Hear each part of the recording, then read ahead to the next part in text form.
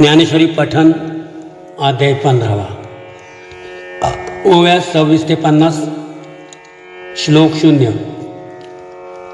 तैसे श्री निवृत्तीराजे अज्ञाना हे माझे आणिले ओझ ज्ञानाचिया परी हे असो आता प्रेम रुळते बोलता के गुरु गौरव वर्णिता उर्मेश असे आता तेनेची पसाये तुम्हा संतांचे पाये ओळघेन अभिप्राये गीतेचेनी तरी तोची प्रस्तुती 14व्या अध्यायाच्या अंती निर्णयो कैवल्यपती ऐसा केला जे ज्ञान दयाच्या हाती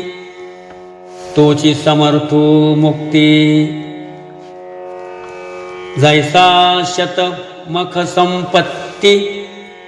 स्वर्गीची का शत एक जन्मा जो जन्मोनी ब्रह्मकर्मा करितोची ब्रह्मा आनु नोहे आता सूर्याचा प्रकाशू लाहे जे विडोळसू ते विज्ञानेची सौरसू मोक्षाचा तो तरी तया ज्ञाना लागे कवनापा योग्यता अंगी हे पाहता जगी देखिला एकू जे पाताळीचे ही निधान दाविल कीर अंजन परी होवावे लोचन पायाळाचे तैसे मोक्ष देईल ज्ञान येथे कीर नाही आन परी तेची थारे ऐसे मन शुद्ध होवावे तरी वक्त्री वाचुनी कही ज्ञानासी तगणेची नाही हे विचारुनी ठाई ठेविले देवे आता विरक्तीची कवण परी जे येऊनी मनाते वरी हेही सर्वज्ञ श्री हरी देखिले असे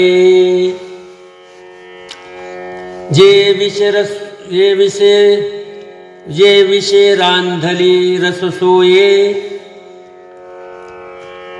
जै जेवणारा ठाववी होये तै तो ताटची सांडोनी जाये जयापरी तैसे संसारा या समजता जाणी जे जै अनित्यता तै वैराग्य दवडिता पाठी लागे आता अनित्यत्वया कैसे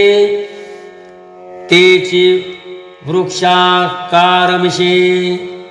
सांगितत असे विश्वेशे पंचदशी उपडले कवतुके झाड एरी मोहरा ठाके ते वेगे जैसे सुखे कैसे हे नोहे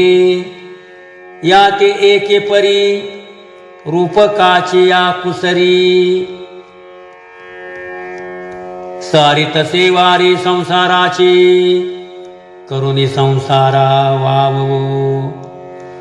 स्वरूपी अहंते ठाव हो वावया अध्यावाव 15वा आता हेची आगवे ग्रंथ गर्भीची सांगावे उपलविजेल जीवे अकर्णिजे तरी महानंद समुद्र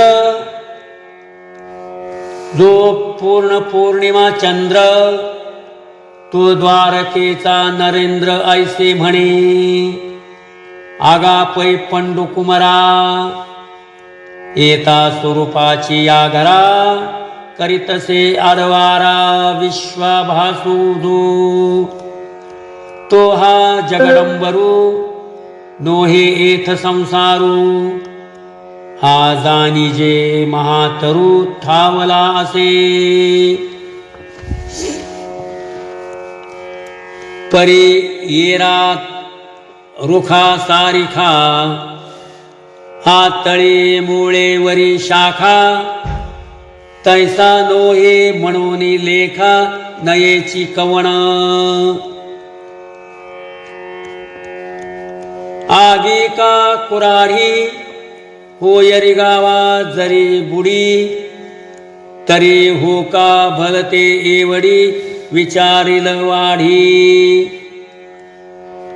जे तुटलिया मुळापाशी उलंडेल का शाखांशी परी तैशी गोठी कायशी हा सोपा नोहे. राम कृष्ण हरी.